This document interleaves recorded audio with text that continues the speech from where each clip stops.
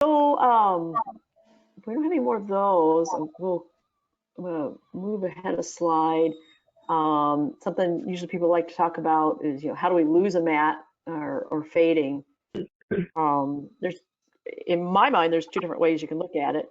Either you can look at it by gradually reducing the size, where you just keep going for smaller and smaller mat.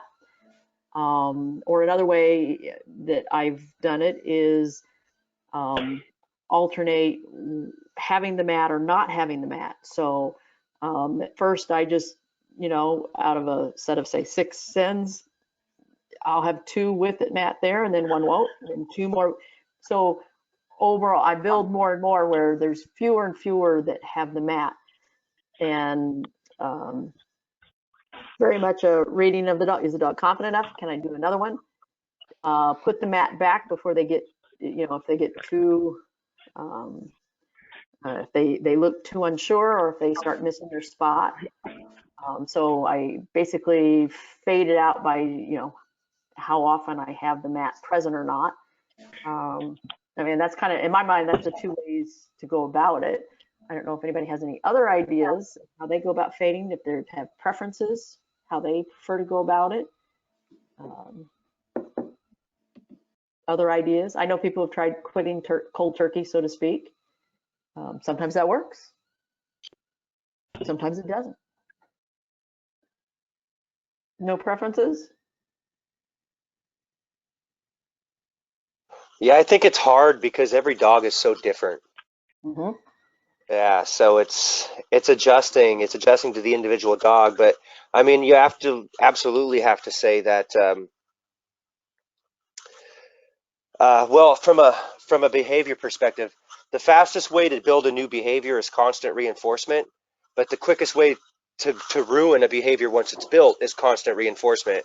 So you kind of fall into this line of alternate reinforcement being the way you have to go, but then categorizing that with the individual dog is really the hurdle. Right.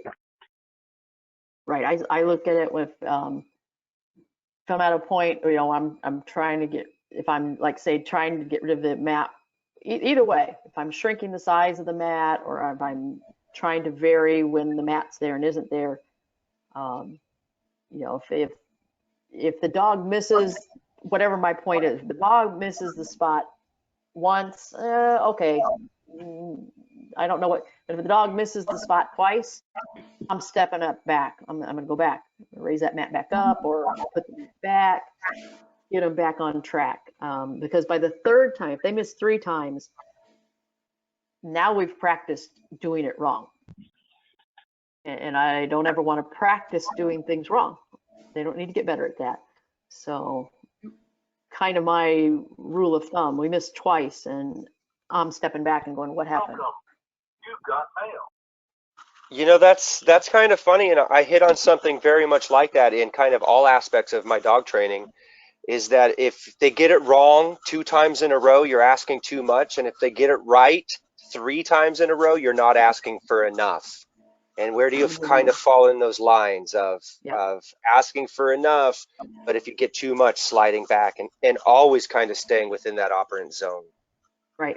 Yeah, that's about where I've ended up too. Same sort of criteria of it's time to move on, or it's time to step back, and staying within a very narrow window.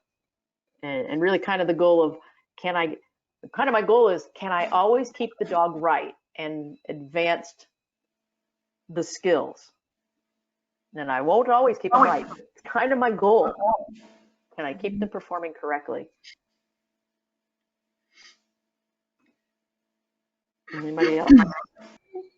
I'm not a super rigorous trainer with a lot of, I don't know, formal plans. I just kind of get out there and mess around. But sometimes if I get a good, strong behavior with a mat at a distance, then I'll bring the distance way back in and lose the mat, and then work it back out with the mat.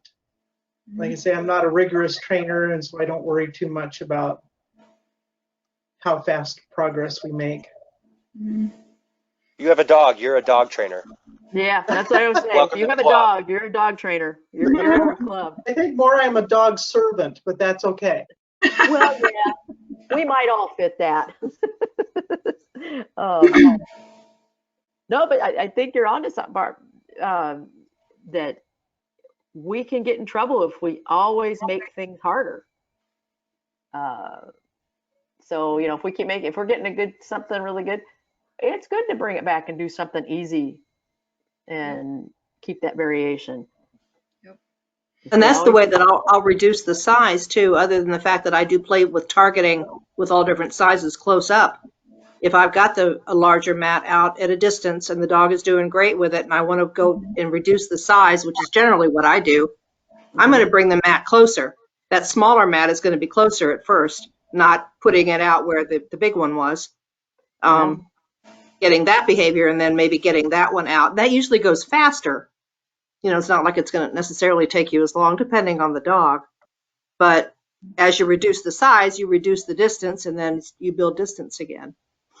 Yeah, definitely a good plan. So basically, it's kind of what you're saying is when you make it a little harder, the skill a little harder, you might increase Back the net off. size. Yeah, back off on your criteria there. Yep. Yeah. That's what I was gonna say. Whenever we're introducing something new, I bring the mat back. I know I always bring something a little bit easier for them when something's becoming more difficult. So like when I'm adding more balls out into the field, maybe the closest one doesn't have a mat, but the further ones do. And then once they're good with that, then we'll change the pattern because my dogs pattern very quickly. I go, no, the mat was here. This is what we do. I see it in nose work all the time. I'm like, oh my God. I'm like, no. Like, that's not the game. You're adorable and you're alerting, but you're just being adorable and alerting. You're not actually sourcing.